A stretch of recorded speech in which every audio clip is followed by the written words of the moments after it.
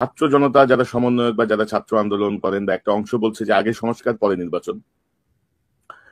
এক সমন্বয়কের কথা শুনলাম খুব সম্ভবত সার্জিস আলম, সে বলছিল যে আপনারা কেন এখন নির্বাচন চাচ্ছেন, 24-এ নির্বাচনের পরে তো নির্বাচন আবার হইতো যে 29-এ, মানে এই পরিবর্তনটা না হইলে তো আপনারা 29-এর আগে নির্বাচনের কথা দাবি করতে পারতেন না। তা আপনারা কেন এখনই নির্বাচনের ব্যাপারে এত তৎপরতা দেখাচ্ছেন? তো এই যে আগে সংস্কার না পরে নির্বাচন, নির্বাচন সংস্কার, এই জায়গাটা কি আপনার আপনার ভাবনা কি বা আপনার বিশ্লেষণ? না, আমার যেটা কথা হলো যে হঠাৎ করে বিএনপি আগস্ট মাস কেন বললো আমি জানি না।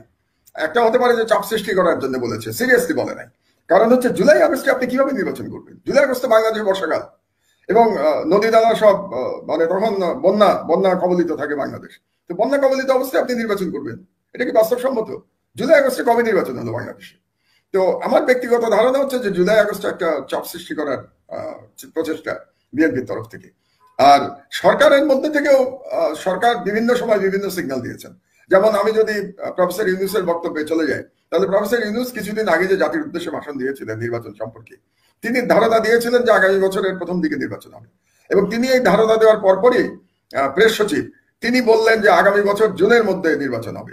এটাও একটা ভুল কথা ছিল, কারণ জুন মাসে নির্বাচন সম্ভব না। জুন মাসে প্রচন্ড গরম থাকে, তারপরে বর্ষাকাল, কাজে জুন জুলাই আগস্ট এই 3 মাসে কোনো নির্বাচন সম্ভব না। তো কাজেই ইউনূস সাহেব প্রথমে যেটা বলেছিলেন যে আগামী বছরের প্রথম দিকে নির্বাচন, সেই দিকে যদি সরকার সবাই একসুরে কথা বলতো, তাহলে আমি ধারণা করছি যে বিএনপিও হয়তো হঠাৎ করে আগস্ট মাসের থিওরি নিয়ে এসে তারা আসতো না। আরেকটি কথা আপনাদেরকে আমি বলতে চাই খুব পরিষ্কার ভাবে, নির্বাচন না সংস্কার, এটা একটা অনর্থক বিতর্ক। অনর্থক বিতর্ক কেন আমি বলছি, যে সংস্কার তো একটা অব্যাহত প্রক্রিয়া। সংস্কার কি কোনো সংস্কার কি শেষ করা যায়? শেষ করা যায় না সংস্কার। নির্বাচিত সরকারকেও তো সংস্কার করতে হয়। কাজে একটার সাথে আর একটা আইদার অর না, আমি আইদার অরে বিশ্বাস করি না। সংস্কার এই সরকার করবেন, করে কিছু সংস্কার যেগুলো নির্বাচনের সাথে সম্পর্কিত সেগুলো কিন্তু করে ফেলতে হবে। সেই সংস্কার না করে তো আপনি নির্বাচনই করতে পারবেন না।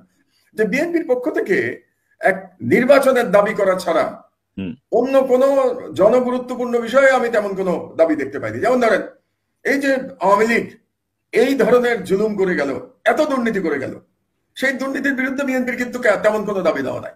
দুর্নীতিবাজদের বিরুদ্ধে বিএনপির কোনো দাবি দেওয়া নাই। আমাদের পত্রিকা আলহামদুলিল্লাহ আজকে হচ্ছে আমাদের কতদিন, 10 দিন, আর আজকে হলো 15 তারিখ। আজকে আমাদের 25তম দিন আমাদের পত্রিকা। এই 25 দিনের মধ্যে আপনি যদি আমাদের লিড নিউজ গুলি যদি দেখে থাকেন, আপনি নিশ্চয়ই দেখেছেন, এই 25 দিন ধরে কিন্তু আমরা আওয়ামী লীগের দুষ্কর্ম একে একে তুলে ধরেছি। তাদের দুর্নীতি তুলে ধরেছি, তাদের গুম-খুন তুলে ধরেছি, তাদের জুলুম তুলে ধরেছি, বিডিআর বিদ্রোহে হাসিনার সম্পর্ক আমরা তুলে ধরেছি।